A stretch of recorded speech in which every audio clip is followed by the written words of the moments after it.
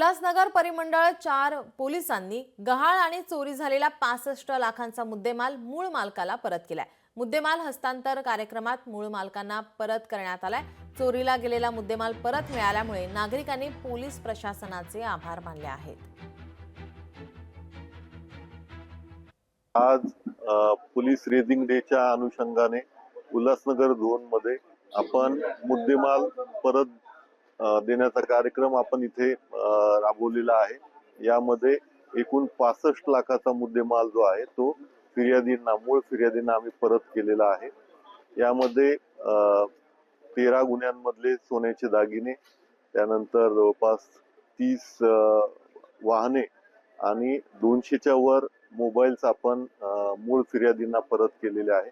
सदरचा कार्यक्रम जो आहे तो माननीय पोलीस आयुक्त साहेबांच्या संकल्पनेतून आज उल्हासनगर झोन मध्ये आपण राबवलेला